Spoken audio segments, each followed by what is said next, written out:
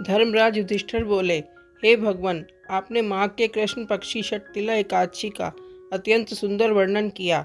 आप स्वदेज, अंडज, उद्भिज और जरायु चारों प्रकार के जीवों के उत्पन्न, पालन तथा नाश करने वाले हैं।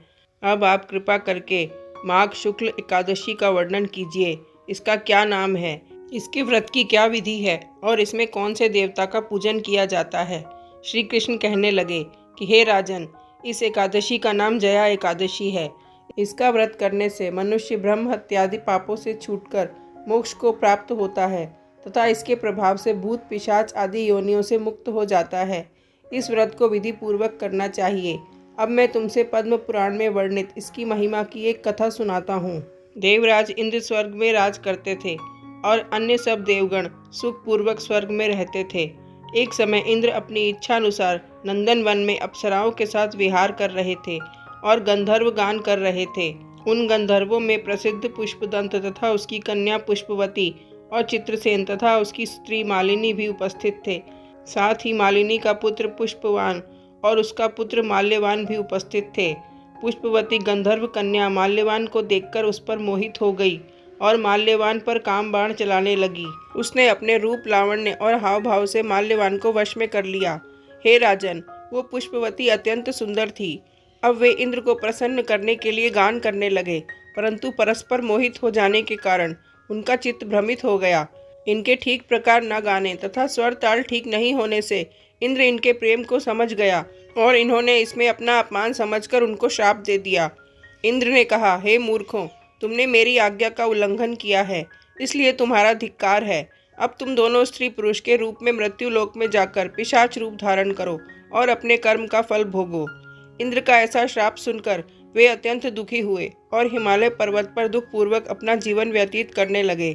उन्हें गंध, रस तथा स्पर्श आदि का कुछ भी ज्ञान नहीं था। वहाँ उनको महान दुख मिल रहे थे। उन्हें एक क्षण के लिए भी निद्रा नहीं आती थी।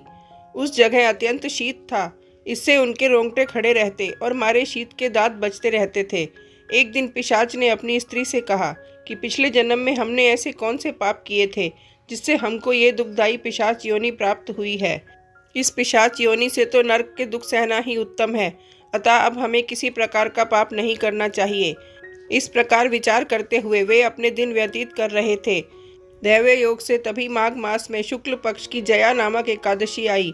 उस दिन उन्होंने कुछ भी भोजन नहीं किया और ना ही कोई पाप कर्म ही किया, केवल फल फूल खाकर ही दिन व्यतीत किया और सायंकाल के समय महान दुख से पीपल के वृक्ष के नीचे बैठ गए। उस समय सूर्य भगवान अस्त हो रहे थे। उस रात को अत्यंत ठंड थी, इस कारण वे दोनों शीत के मारे अति दुखित होकर मृतक के समान आपस में चिपटे हुए पड़े रहे। उस रात्रि को उनको निद्रा भी नहीं आई। हे राजन, जया एकादशी के उपवास और रात्रि के जागरण से दूसरे दिन प्रभात होते ही उनकी पिशाच योनि छूट गई। अत्यंत सुंदर गंधर्व और अप्सरा की देह धारण कर सुंदर वस्त्राभूषणों से अलंकृत होकर उन्होंने स्वर्गलोक को प्रस्थान किया। उस समय आकाश में देवता उनकी स्तुति करते हुए पुष्प वर्षा करने लगे। स्वर्गलोक में जाकर इन दोनों ने देवराज इंद्र को प्रणाम किया। इंद्र इनको पहले रूप में देखकर अत्यंत आश्चर्यचकित हुआ और पूछने लगा कि तुमने अपनी पिशाच योनि से किस तरह छुटकारा पाया, सो सब बतलाओ। माल्यवान बोले कि हे देवेंद्र, भगवान विष्णु की कृपा और जया एकादशी के व्रत के प्रभाव से ही हमारी पिशाच देह छूटी है। तब इंद्र बोले कि हे माल्यवान, भगवान की कृपा और एकादशी का व्रत करने से न केवल तुम्हारी पिशाच योनि छूट गई, वरन हम लोगों के भी वंदनीय हो गए हैं, क्योंकि विष्णु और शिव के भक्त हम लोगों के वंदनीय हैं। अतः आप धन्य हैं। अब आप पुष्पवती के साथ जाकर विहार करो। श्री कृष्ण कहने लगे कि हे राजा युधिष्ठिर, इस जया एकादशी के व्रत से बुरी योनि छूट जाती है।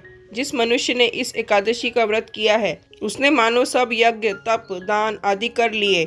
जो मनुष्य जया एकादशी का व्रत करते हैं वे अवश्य ही 1000 वर्ष तक स्वर्ग में वास करते हैं।